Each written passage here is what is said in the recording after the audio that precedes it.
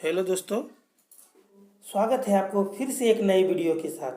मेरा नाम है प्रवीण और आप देख रहे हैं रेलपथ चैनल। दोस्तों, आपको पता होगा कि भारत के जितने भी डिवीज़न में जेई पोस्ट होते हैं उसका 20% रिजर्व होता है डिपार्टमेंटल कैंडिडेट के लिए, ताकि ट्रैक मेंटेन एलडीसी कोटा के तहत एग्ज़ाम देकर 4200 ग्रेड पे की प्रमोशनल जेई की पोस्ट पर ज्वाइन हो सके। दोस्तों, इस एग्ज़ाम में टोटल 110 क्वेश्चन पूछे जाते हैं, जिसमें 100 का ही आंसर देना होता है। 10 ऑप्शनल क्वेश्चन होते हैं जो हिंदी राजभाषा से पूछे जाते हैं। तो दोस्तों, यहाँ क्वेश्चन हिंदी में कराया जाएगा, जिससे आपको पूरा लाभ मिल सके। अगर आप भी आने वाली एग्ज़ाम की तैयारी कर रहे हैं तो आप मेरे चैनल को सब्सक्राइब करें और बेल आइकन दबा लें, जिससे आने वाले वीडियो का नोटिफिकेशन आपको मिलता रहे।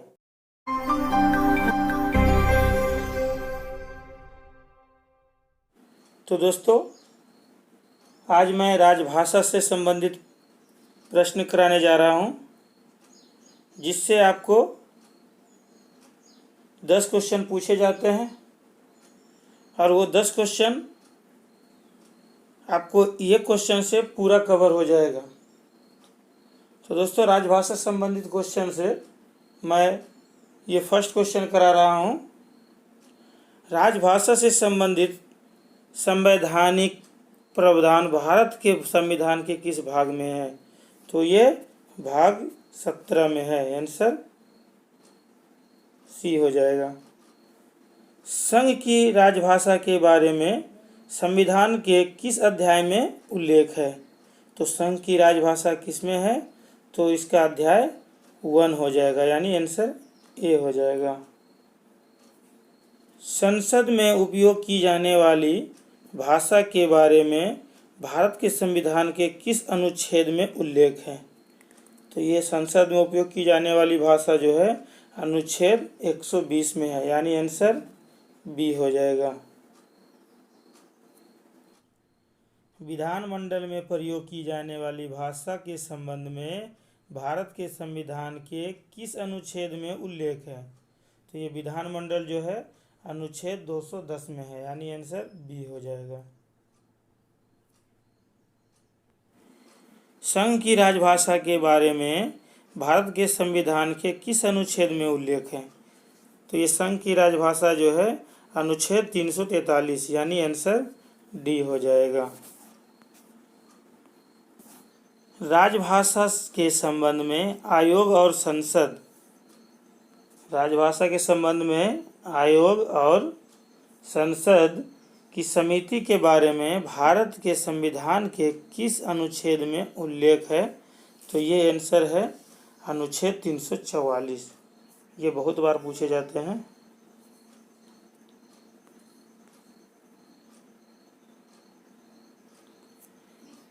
राज्य की राजभाषा या राजभाषाओं के बारे में भारत के संविधान के किस अनुच्छेद में उल्लेख है?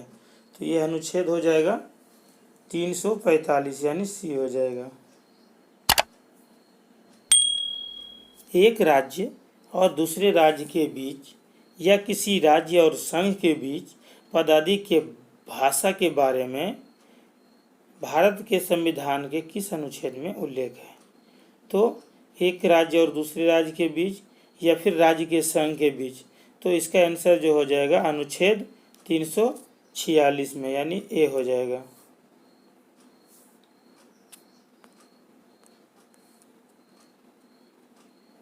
उच्चतम न्यायालय और उच्च न्यायालयों में और अधिनियमों, विधेयकों आदि के लिए प्रयोग की जाने वाली भाषा के बारे में भारत के संविधान के किस अनुच्छेद में उल्लेख है?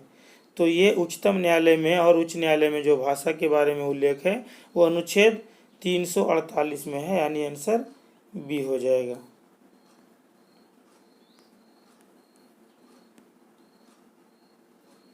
व्यथा के निवारण के लिए अभ्यावेदन, व्यथा के निवारण के लिए अभ्यावेदन में प्रयोग की जाने वाली भाषा के बारे में भारत के संविधान के किस अनुच्छेद में उल्लेख है? तो ये इसका आंसर हो जाएगा अनुच्छेद 350, यानी डी हो जाएगा।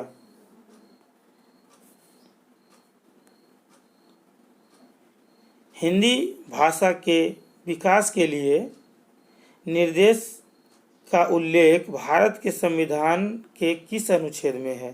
तो हिंदी भाषा के विकास जो है अनुच्छेद 351 में है, यानी आंसर सी हो जाएगा।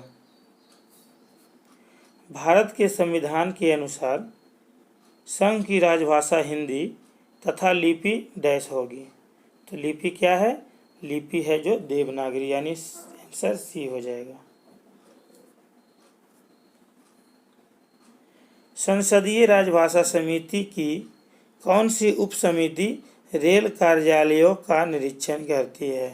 तो इसका आंसर हो जाएगा दूसरी उप समिति, यानी आंसर ए हो जाएगा।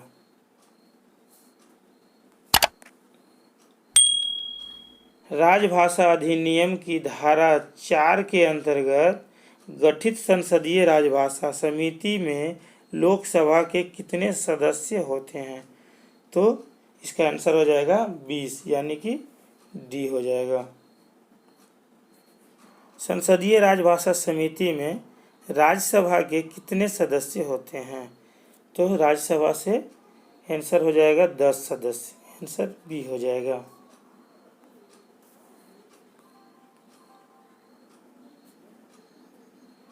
संविधान के किस अनुसूची में राज्य के राजभाषाओं का उल्लेख है? तो आंसर हो जाएगा 8वीं अनुसूची, यानी बी हो जाएगा। भारत के संविधान के भाग 17 में राजभाषा के प्रयोजन के लिए कितने अनुच्छेद हैं? तो अनुच्छेद है जो टोटल 11 है, यानी आंसर सी हो जाएगा। राजभाषा अधिनियम किस वर्ष पारित किया गया? तो राजभाषा अधिनियम जो है 1963 में पारित हुआ, आंसर सी हो जाएगा।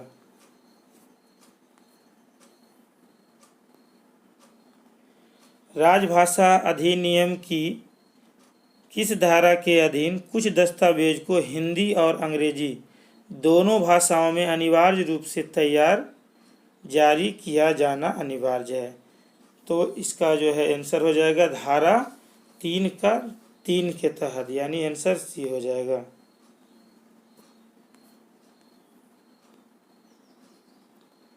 राजभाषा अधिनियम के प्रयोजनों को कार्यान्वित करने के लिए नियम बनाने की शक्ति किसे प्रदान की गई? तो नियम बनाने की शक्ति जो है केंद्र सरकार को है, यानी आंसर ए हो जाएगा।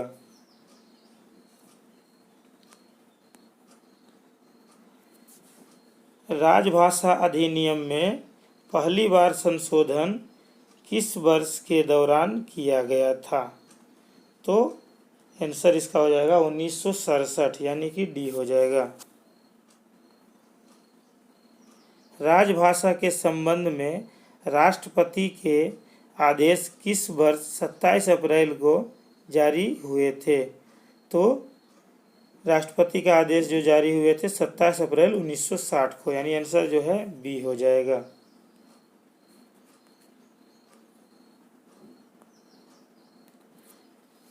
राजभाषा संकल्प किस वर्ष के दौरान पारित किया गया था? तो राजभाषा संकल्प जो है 1968 में पारित हुआ था, यानी आंसर डी हो जाएगा। राजभाषा नियम किस वर्ष पारित किया गया था? तो राजभाषा नियम जो है 1976 में पारित हुआ, यानी आंसर सी हो जाएगा।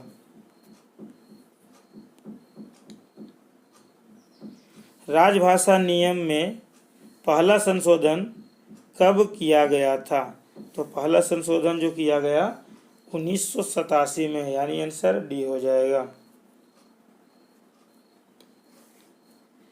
राजभाषा नियम भारत के किस राज्य पर लागू नहीं होते हैं? तो इसका आंसर तमिलनाडु हो जाएगा, यानी बी हो जाएगा। राजभाषा कार्यान्वयन की दृष्टि से राजभाषा नियम 1976 के अंतर्गत भारत को कितने क्षेत्रों में वर्गीकृत किया गया? तो इसका आंसर हो जाएगा 3 क्षेत्रों में। क ख ग क्षेत्र है, आंसर बी हो जाएगा।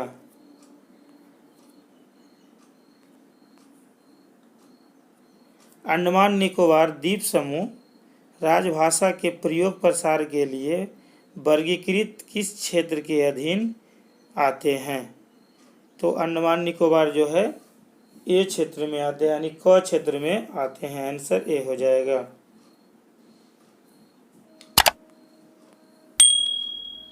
हिमाचल प्रदेश राज्य राजभाषा के प्रयोग प्रसार के लिए वर्गीकृत किस क्षेत्र के अधीन आता है? तो हिमाचल प्रदेश क क्षेत्र में आते हैं। आंसर ए हो जाएगा।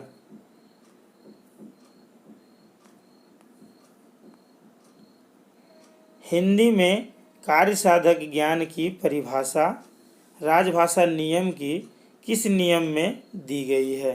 तो ये नियम हो जाएगा 10 में, यानी डी हो जाएगा।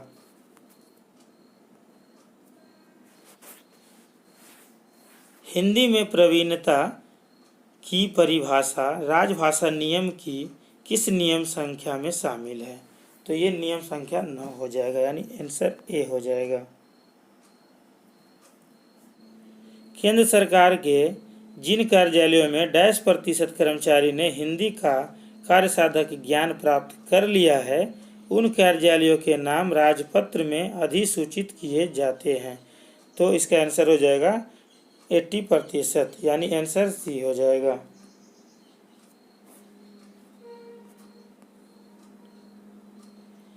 भारत सरकार के कार्यालयों में प्रत्येक वर्ष हिंदी दिवस कब मनाया जाता है? तो इसका आंसर हो जाएगा 14 सितंबर, यानी बी हो जाएगा।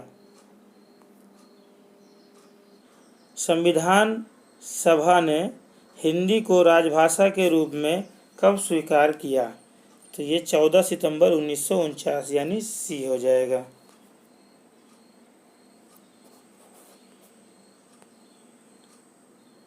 भारतीय संविधान की 8वीं अनुसूची में निम्नलिखित में से कौन सी भाषा शामिल नहीं है? तो 8वीं अनुसूची में भाषा जो है अंग्रेजी नहीं है। आंसर सी हो जाएगा।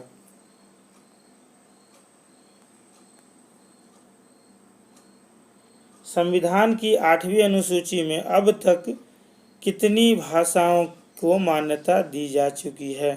तो ये हो जाएगा 22 भाषा, यानी सी हो जाएगा। राजभाषा नियम के अनुसार कोई भी कर्मचारी आवेदन, अपील या अभ्यावेदन किस भाषा में कर सकता है? तो इसका आंसर हो जाएगा हिंदी या अंग्रेजी में, यानी सी हो जाएगा।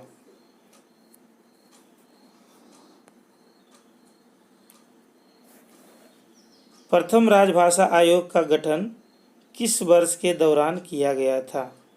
तो ये हो जाएगा 1955, यानी आंसर ए हो जाएगा।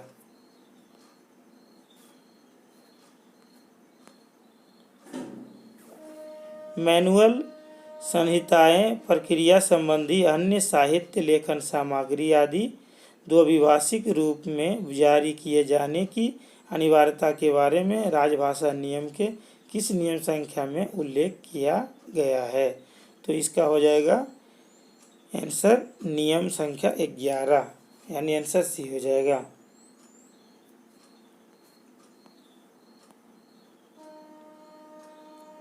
राजभाषा नियम संख्या 12 के अनुसार राजभाषा अधिनियम और नियम के संबंध में जारी निर्देशों के समुचित अनुपालन को अनुचित करने का उत्तरदायित्व किसे सौंपा गया है? तो इसका आंसर हो जाएगा कार्यालय के प्रशासनिक प्रधान को, यानी आंसर बी हो जाएगा।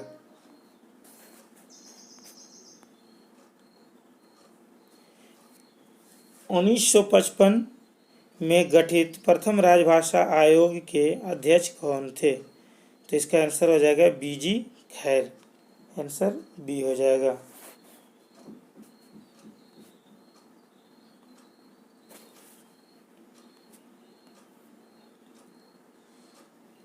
हिंदी के प्रयोग के लिए वर्ष 19 और 20 के वार्षिक कार्यक्रम के अनुसार इस रेलवे के मंडलों से इस रेलवे के मुख्यालय को कितने प्रतिशत मूल पत्र हिंदी में भेजा जाना अपेक्षित है? तो इसका आंसर हो जाएगा 55%, यानी ए हो जाएगा।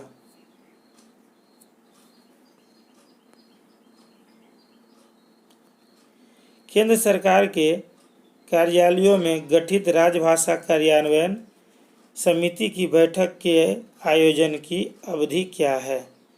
तो केंद्र सरकार में जो होता है तो इसका 3 महीने में एक बार, यानी आंसर ए हो जाएगा।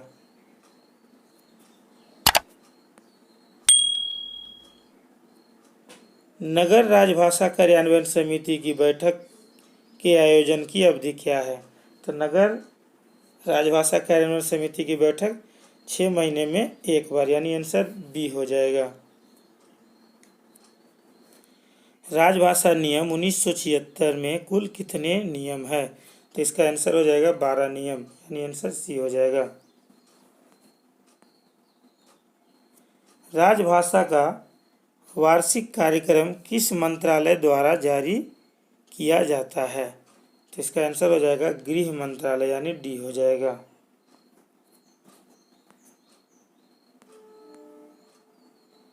हिंदी शिक्षण योजना के अंतर्गत निर्धारित हिंदी पाठ्यक्रम की परीक्षाएं वर्ष में कितनी बार ली जाती है? तो इसका आंसर हो जाएगा 2 बार, यानी आंसर बी हो जाएगा। हिंदी भाषी क्षेत्रों में बोर्डों को किस क्रम में प्रदर्शित किया जाता है? तो जो है हिंदी भाषी क्षेत्र में जो है बोर्ड जो रहते हैं रेलवे के, वो कौन से भाषा में प्रदर्शित किए जाते हैं? तो पहले क्षेत्रीय भाषा, फिर हिंदी भाषा, फिर अंग्रेजी भाषा, यानी आंसर सी हो जाएगा।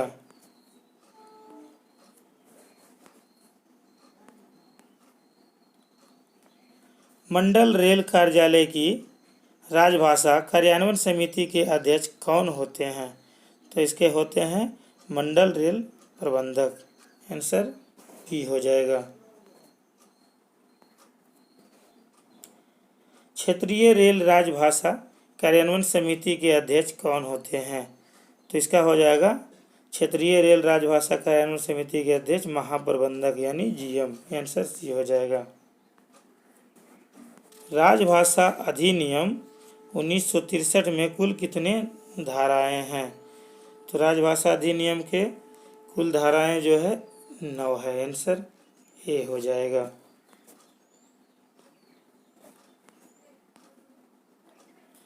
राजभाषा अधिनियम 1963 की किस धारा के अंतर्गत केंद्र सरकार की राजभाषा संबंधित नियम बनाने की शक्ति दी गई है? तो उसका केंद्र सरकार को नियम बनाने का जो शक्ति दिया गया है वो धारा 8 के तहत, यानी आंसर सी हो जाएगा। तकनीकी रेल विषयों पर हिंदी में मौलिक पुस्तक लिखने के लिए चालू की गई योजना कौन सी है? तो ये हो जाएगा लाल बहादुर शास्त्री तकनीक मौलिक पुस्तक लेखन पुरस्कार योजना, तो आंसर हो जाएगा बी।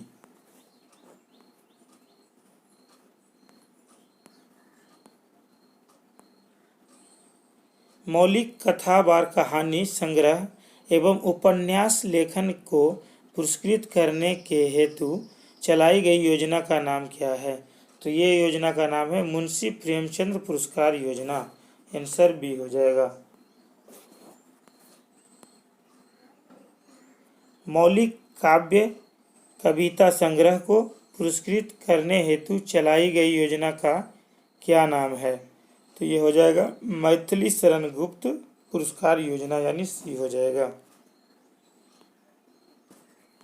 राजभाषा अधिनियम ये 1963, राजभाषा अधिनियम 1963 के किस नियम के अंतर्गत कर्मचारी फाइल पर टिप्पणी या कार्यवृत्त हिंदी या अंग्रेजी में लिख सकता है?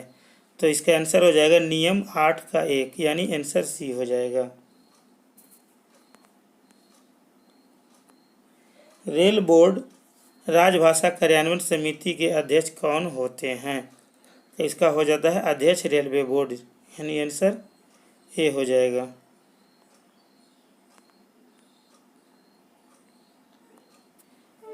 रेलवे बोर्ड राजभाषा कार्यान्वयन समिति के सदस्य सचिव कौन होते हैं? तो इसका आंसर हो जाएगा निदेशक राजभाषा। आंसर बी हो जाएगा।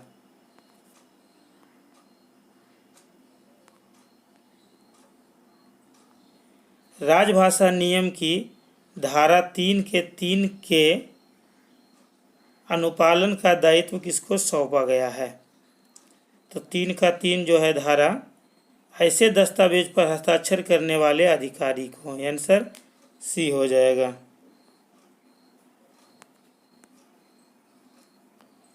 राजभाषा नियम 1976 के किस नियम के अंतर्गत हिंदी में प्राप्त पत्रों के उत्तर किस भाषा में देना अपेक्षित है?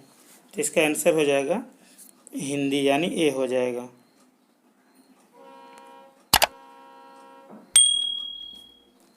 राजभाषा विभाग गृह मंत्रालय द्वारा मंत्रा सॉफ्टवेयर किस कार्य के लिए विकसित किया गया? तो ये टाइपिंग के लिए किया गया। आंसर बी हो जाएगा। भारत की भाषाओं के माध्यम से हिंदी सीखने के लिए उपलब्ध सॉफ्टवेयर का क्या नाम है? तो हिंदी सीखने का सॉफ्टवेयर जो है यह है लीला। आंसर डी हो जाएगा। हिंदी स्पीच को हिंदी टेक्स्ट में बदलने से संबंधित सॉफ्टवेयर का क्या नाम है? तो स्पीच को जो है टेक्स्ट में बदलने के लिए इसका आंसर हो जाएगा श्रुति लेखन राजभाषा, यानी ए हो जाएगा।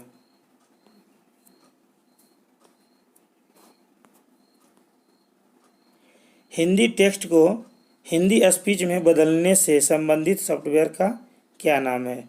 तो ये आंसर हो जाएगा प्रवाचक राजभाषा। आंसर बी हो जाएगा।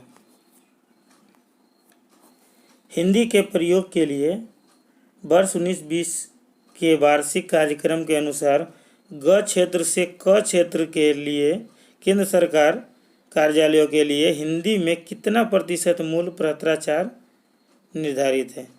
तो इसका आंसर हो जाएगा 55%, यानी डी हो जाएगा।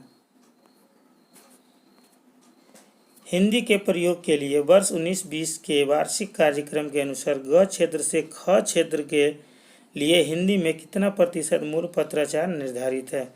तो इसका आंसर हो जाएगा 55%, यानी कि डी हो जाएगा।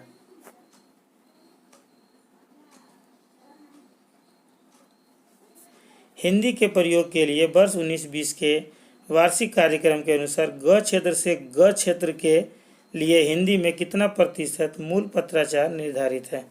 तो इसका आंसर हो जाएगा 55%, यानी कि डी हो जाएगा। हिंदी के प्रयोग के लिए वर्ष 2019-20 के वार्षिक कार्यक्रम के अनुसार ग क्षेत्र से क क्षेत्र और ख क्षेत्र के राज्य संघ क्षेत्र के कार्यालय व्यक्ति के लिए हिंदी में कितना प्रतिशत मूल पत्राचार निर्धारित है? तो इसका आंसर हो जाएगा 85%, यानी कि बी आंसर हो जाएगा।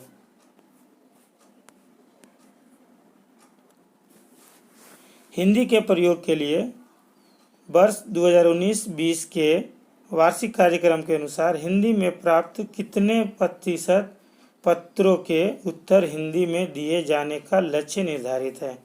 तो आंसर हो जाएगा 100%, यानी कि डी हो जाएगा।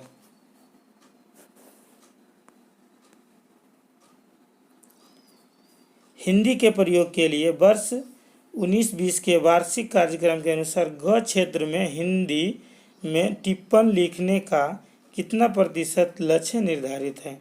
तो इसका आंसर हो जाएगा 30%, यानी कि ए हो जाएगा।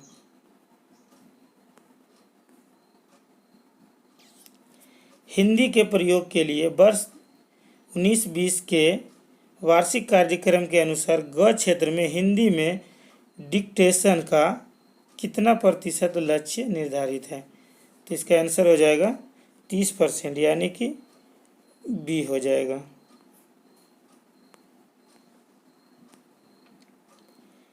हिंदी के प्रयोग के लिए वर्ष 19-20 के वार्षिक कार्यक्रम के अनुसार ग क्षेत्र में कंप्यूटर सहित सभी प्रकार के इलेक्ट्रॉनिक उपकरणों को द्विभाषिक रूप से खरीद का कितना प्रतिशत लक्ष्य निर्धारित है?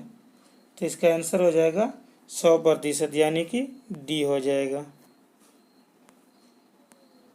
भारत संघ के शासकीय प्रयोजन के लिए प्रयुक्त होने वाले अंकों का रूप क्या होना चाहिए? तो इसका आंसर हो जाएगा भारतीय अंकों का अंतर्राष्ट्रीय रूप, यानी आंसर जो है ए हो जाएगा।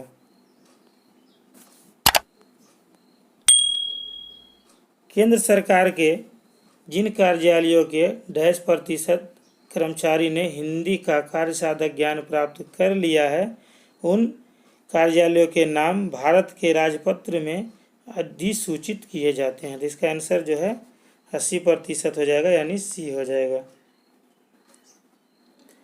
केंद्र सरकार के जिन कार्यालयों के 80% कर्मचारी ने हिंदी का कार्यसाधक ज्ञान प्राप्त कर लिया है, उन कार्यालयों के नाम किस राजभाषा नियम के अंतर्गत भारत के राजपत्र में अधिसूचित किए जाते हैं?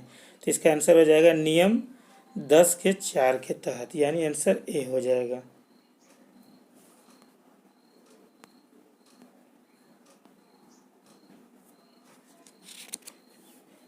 रेलवे बोर्ड व्यक्तिगत नकद पुरस्कार योजना के अंतर्गत दी जाने वाली पुरस्कार की राशि कितनी है? तो इसका आंसर हो जाएगा बी, यानी कि 3000।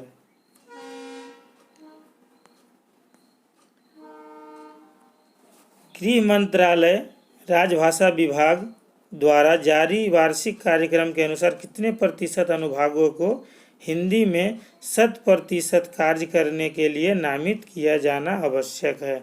तो इसका आंसर जो हो जाएगा 20%, यानी कि ए हो जाएगा।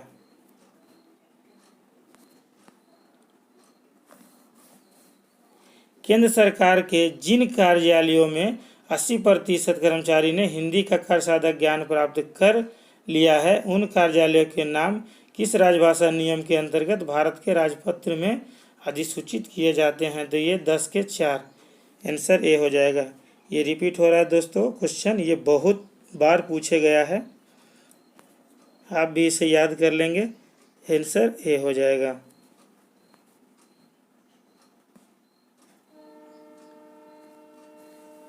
राजभाषा नियम 1976 के किस नियम के अंतर्गत प्रशासनिक प्रधान को राजभाषा अधिनियम और राजभाषा नियम के अनुपालन का उत्तरदायित्व सौंपा गया है? तो इसका आंसर हो जाएगा नियम 12, आंसर ए हो जाएगा।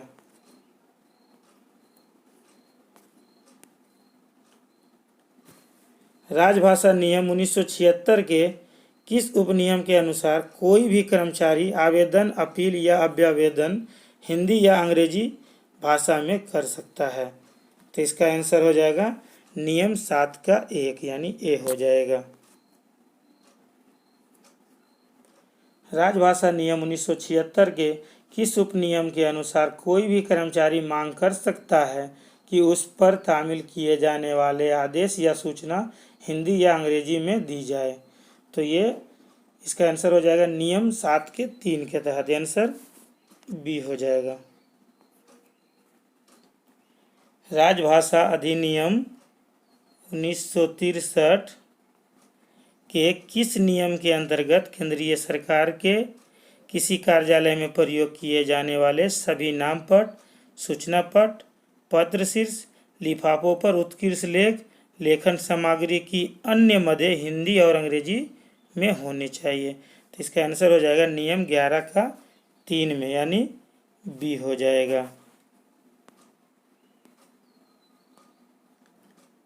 राजभाषा हिंदी में उत्कृष्ट कार्य करने के लिए महाप्रबंधकों और उनके ऊपर के स्तरों के अधिकारियों को निम्न में से कौन सा सम्मान दिया जाता है? तो इसका आंसर हो जाएगा कमलापति त्रिपाठी राजभाषा स्वर्ण पदक, यानी ए हो जाएगा। राजभाषा हिंदी में उत्कृष्ट कार्य करने के लिए वरिष्ठ प्रशासनिक ग्रेड और उनसे ऊपर के अधिकारियों को निम्न में से कौन सा सम्मान दिया जाता है? तो इसका आंसर हो जाएगा रेल मंत्री राजभाषा रजत पदक, यानी आंसर जो है बी हो जाएगा। दोस्तों, राजभाषा से संबंधित जो भी क्वेश्चन थे मैं करा दिया हूँ। इससे आपको वो 10 क्वेश्चन जो पूछे जाते हैं तो आपको 10 मिलना ही मिलना है। तो दोस्तों, आपको अगर अच्छा लगा तो आप मेरे चैनल को सब्सक्राइब कर लेंगे और बेल आइकन दबा लेंगे, जिससे आने वाले नेक्स्ट वीडियो का नोटिफिकेशन आपको पहले मिले।